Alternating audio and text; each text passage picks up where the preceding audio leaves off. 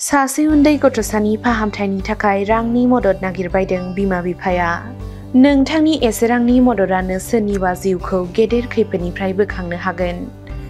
सावगारियाव नुनाय नैबे गथ'सानि मुङानो जादों राम ब्रह्म। न'आ बाक्सा जिल्लानि भांग्रिखुसि खान्थालबारियाव। दायो बेनि बैसोआ 5 बोसोरल' जादों। राम ब्रह्मआबो गुबुन गथ'साफोर बादि गेलेनाय रंजानायनि सम, थांनानै थानायनि मिजिं दङ, इयुन सिमांफोरबो मोगथां महर होनो गोसो दङ।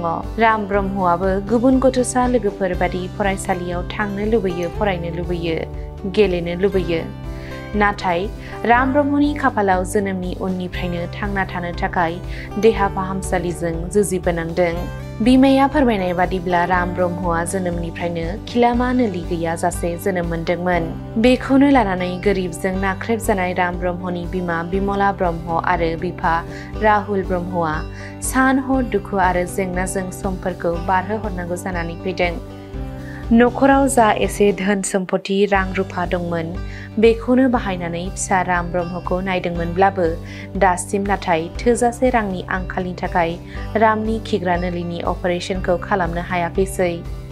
बिमाया फोरमायनाय बादिब्ला राम ब्रह्मनि अपारेशनखौ खालामनो थाखाय गुवाहाटी मेडिकेल कलेजनि डक्टरा दिल्लीनि एम्सआव लांनांगोन होनना बिथोन होदों। नाथाय दिल्लीनि एम्सआव लांनो रांनि आंखाल। बेनिखायनो दायो उन्दै गथ'सा राम ब्रह्मनि बेरामखौ फाहामनो बिमा बिमला ब्रह्मआ आसाम सरकार, बिटिआर सरकार आरो रायजो राजा बयनिफ्रायबो रांनि अनसुंथाइ मोननो हास्थायदों। बेनिखायनो नोंथांमोना स्क्रिनाव होनाय बेंक एकाउन्ट डिटेल्सआव जा हायो एसे रांनि मदद दैथायहरनो हागोन। बेजों लोगोसेनो दुखुथिया न'खरनाव सोलाद लाहरनो थाखाय 7086574261 नाम्बाराव सोलाद लानो हागोन। आंनि गामिनि मुङा खान्थालगुरि गामि होनो आरो आंनि फिसालानि नामाथ' राम ब्रह्मनो, ओमफ्राय आंनि मुङा बिमला बर'। ओमफ्राय जोंहानि गथ'आथ' उन्दैनिफ्रायनो माने खिनाय लामा गैयामोन आरो इखो जिएनआरसि मेडिकेलाव लांनानै अपारेसन खालामनाय जादों। बिनिफ्राय अपारेसनखौथ' दा उदैथिंसो खालामना होथ'दों, ओमफ्राय आरो दा नेक्स्ट अपारेसन दंबावो। बेनि थाखाय आरो मोनसे बेमार गोरनायाव एस्मा बेमार होननाय जाना होबायना, बेनि थाखाय अपारेसन खालामनो हाथ'वाखै। बेनि थाखाय आरो गोरनायनि थाखाय डाइरेक्टनो अपारेसन खालामनो नागिरदोंमोन गोरनायावबो, ओमफ्राय आरो उदैयावबो डाबल अपारेसन जागोन होननानै खालामथ'नो होआसै जोङो। ओमफ्राय डाइरेक्ट सारमोना आरो जिएमसि मेडिकेलनि सारमोना आरो डाक्टरफोरा डाइरेक्टनो रेफार खालामना होबाय दिल्ली एम्सआव। दा इयाव लांनोथ' जों जेबो न'खरा जेबो सुबिदायानो गैया लांनो हानायनि।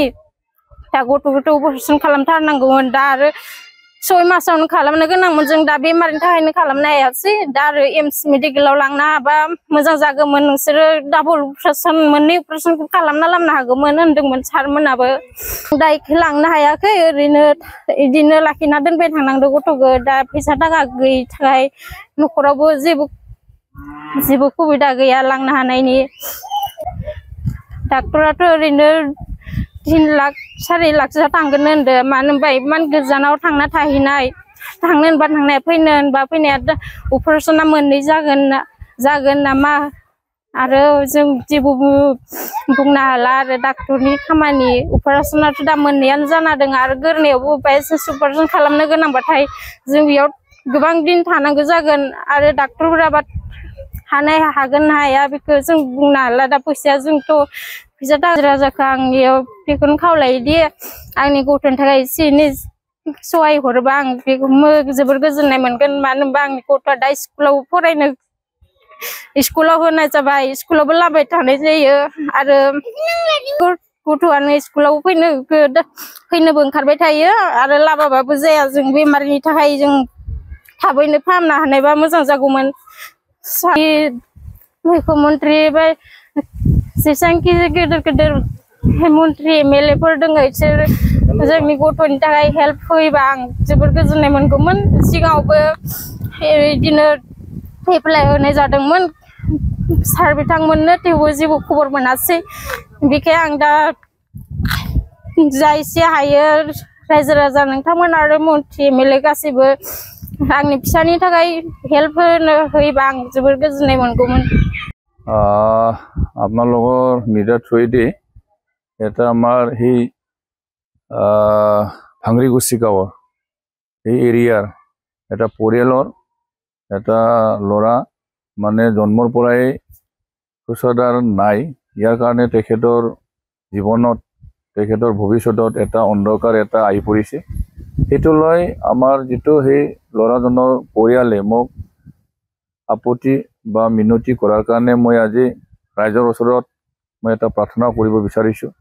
ইয়াৰ কাৰণে সকলো ৰাইজক মই আহ্বান কৰিব বিচাৰিছোঁ যে আমাৰ যিটো ল'ৰাটো ভৱিষ্যত জীয়াই থকাৰ কাৰণে সকলো ৰাইজে যাতে তেখেতক দয়া কৰি মৰম কৰি নিজৰ মানে কৰিব লগা কামৰ পৰা হ'লেও নিজৰ ঘৰৰ কিছু অংশ হ'লেও 1 টকা 2 টকা সহায় কৰি সেই দুখীয়া পৰিয়ালৰ ৰাইজক বা সেই দুখীয়া পৰিয়ালৰ ল'ৰাটোক মানে সহায় কৰি তেখেতৰ জীয়াই থকাৰ এটা সকলে যাতে আশীৰ্বাদ দিয়ে, সেইটোকে মই আহ্বান কৰিছোঁ।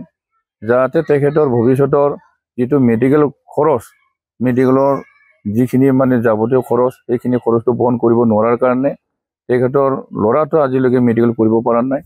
আমাৰ সৰু সুৰা মেডিকেল গুৱাহাটীত সেইখিনি মানে চিকিৎসা কৰি তেখেতসকলে বহুত ভাগৰি গ'ল, মানে উপায়বিহীন ঘৰৰ অৱস্থা কাহিল। আৰু লগতে পৰিয়ালৰ যিটো মালিক তেখেতে এদিন হাজিৰা নকৰিলে ঘৰত মানে খাবলৈ নোজোৰে, ইয়াৰ কাৰণে তেখেতে বাহিৰত গৈছে। ইয়াৰ কাৰণে সেই পৰিয়ালক জীয়াই ৰখা স্বাৰ্থত, সেই পৰিয়ালক সহায় কৰাৰ স্বাৰ্থত সকলো ৰাইজে, সকলো জাতি ধৰ্মাৱলম্বীৰ সমাজে, দয়ালু সমাজক মই বিনম্ৰ অনুৰোধ কৰিছোঁ যাতে অলপ সহায় কৰে। সেইখিনিকে মই আৰু এখেতৰ ল'ৰাটো মোৰ এই ভাংৰিগুচি LP স্কুলতে নামভৰ্তি কৰা হৈছে। মই এই স্কুলৰে এজন শিক্ষক হয়। ইয়াৰ কাৰণে মই সেই ল'ৰাটোৰ ভৱিষ্যতটো চিন্তা কৰি আজি মই এইখিনি কথা ক'বলৈ বাধ্য হৈছোঁ যাতে তেখেতৰ জীয়াই থকা যিটো অধিকাৰ আছে, তেখেতৰ মানে বাচিবলৈ মন আছে, এই গতিকে সেইখিনি আমি যাতে সকলো সহযোগ কৰি সহায় কৰি তেখেতৰ পৰিয়ালক এইখিনি সহায় কৰিব বুলি সকলোকে মই আহ্বান কৰিছোঁ।